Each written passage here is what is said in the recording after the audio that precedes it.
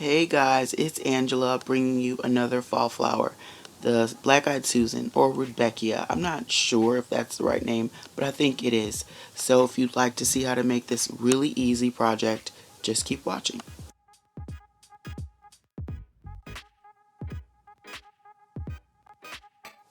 You're going to need a fine round tip paintbrush and a small flat brush, red and yellow food coloring, and some orange and yellow, red and brown acrylic craft paint, crushed cloves, but this is optional,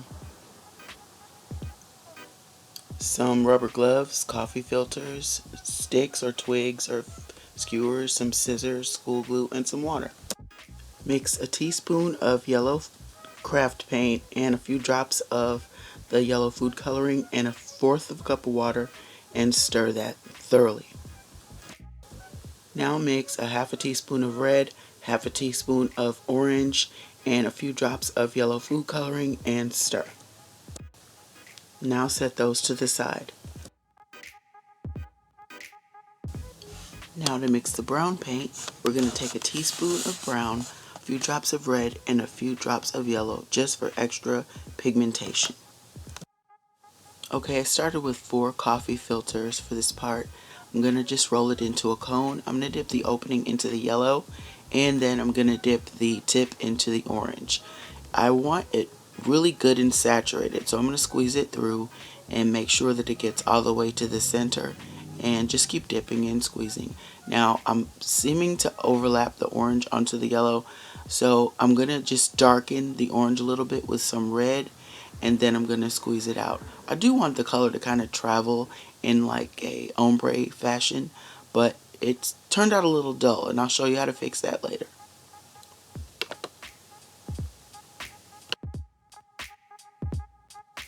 Okay, now I'm going to dip 4 coffee filters into the brown mixture and make sure that's good and saturated. Also, this part turned out a little dull, but again, we'll get back to that.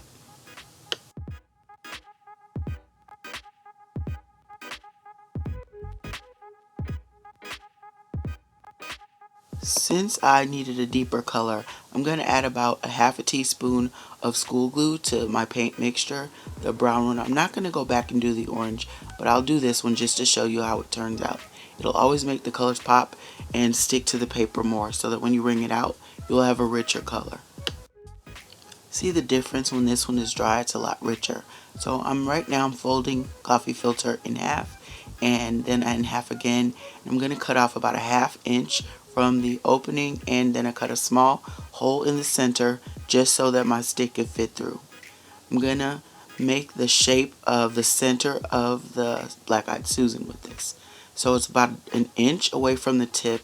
I'm going to add some glue, and then I'm going to hold on to that and wind it around the stick, opening it up. I want the stick not to be visible, but I don't want to pull it too far so that the stick gets lost or slips out of the coffee filter.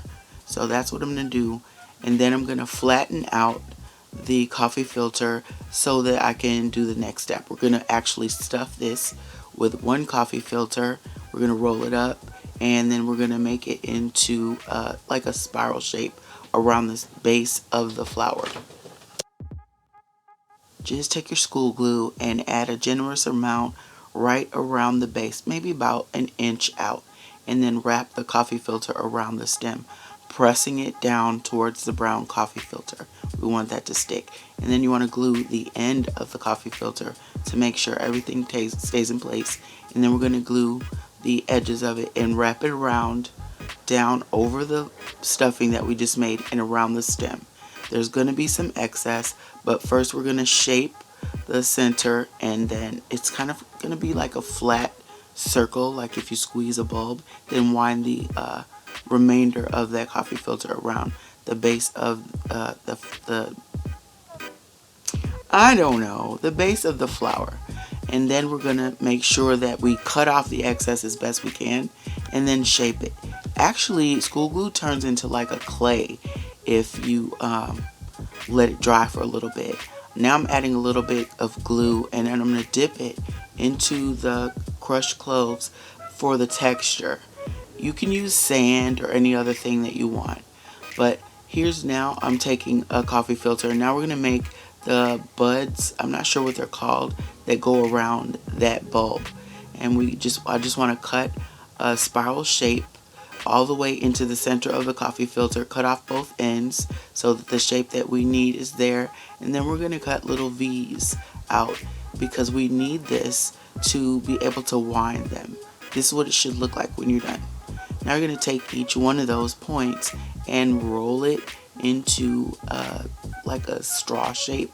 Maybe if you can, get a little bit of a ball on the end of that so it looks more similar to the actual thing, but it's not necessary, just as long as you cut or shape it into the right pointy shape. Then cut off the excess. We're not going to need it to be that wide, so I cut off about half of it, just enough to be able to handle it so that I can wrap it around the bulb.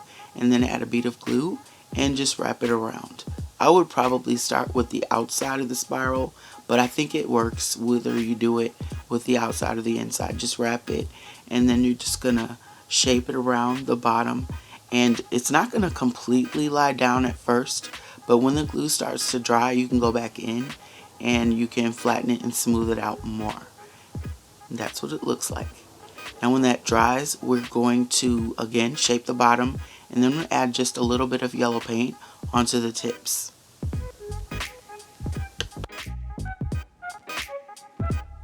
Now I'm going to take one of our orange and yellow dyed filters and fold it in half, and then I'm going to fold it in thirds, and then I'm going to cut off just the tip of it.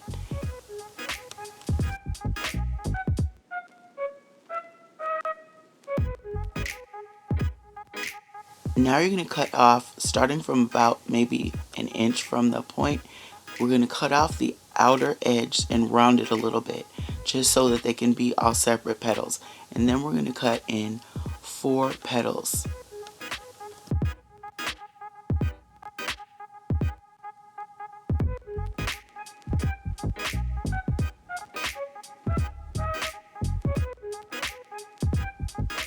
After I opened it up just halfway, and now I'm just going to go in and see if any of my petals need a little bit of trimming up.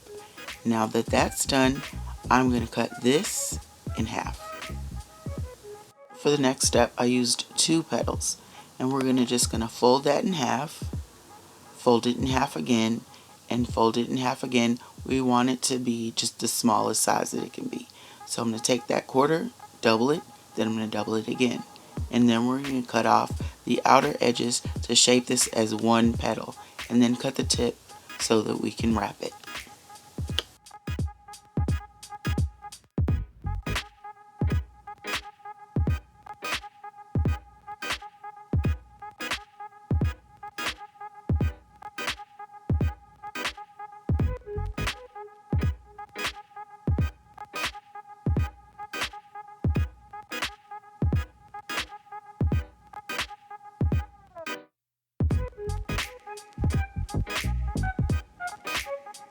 And that's what it looks like. The first set of petals, as you can see, I cut a larger opening and I cut it in half. And now we're going to take some brown paint with the glue mixture, and we're going to paint from about 1/2 inch from the center all the way to about 1/2 inch to the ends. And we're going to repeat that with all of our petals.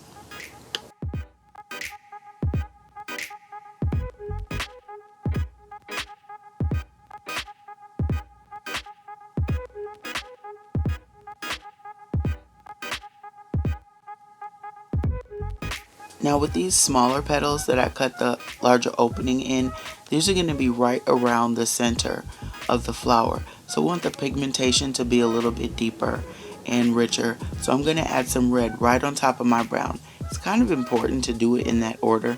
You'll see if you try it why you should do it in that order. It just makes the color pop for the red more. And now we're going to take those petals and we're going to cut the smaller sections in sections of 3. 3 petals per section. After you cut the sections into 3s, if you find that some are longer than others, separate them into groups of their closest size and start with the smallest one. We're going to add a little glue starting from the outside. You want the outside of the petal facing up. The side that you painted brown should face up. And just go around and periodically lift the flower up and look at it from the top so that you can see that your petals are being distributed evenly, but you're going to work from smallest to largest.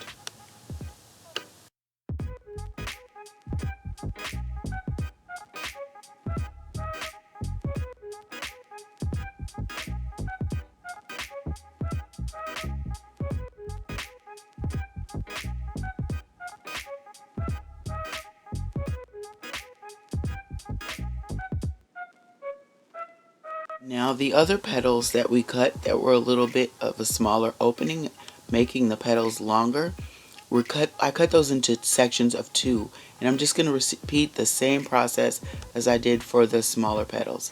I'm going to keep on checking to make sure that my arrangement is evenly distributed of the petals from the top. Now that the glue is almost dry, I'm going to shape the bottom of the bulb as smoothly as I can. Remember, I told you that it kind of works like clay when it's almost dry. It does.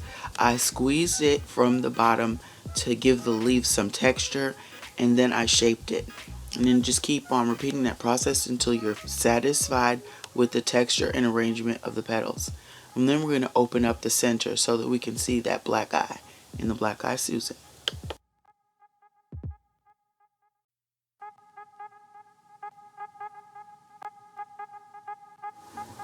And here's our finished product. This is so beautiful with any fall wreath or floral arrangement on a dinner table, or just as an accent on another table, or whatever you'd like to use it for. But it's so easy and it looks so complicated when it's done. I really appreciate you guys coming back and hanging in there with me, and I hope you subscribe for more awesome content. And like the video, share, just let me know what you think or what you'd maybe want to see. And I'll see you guys soon. Thanks for watching.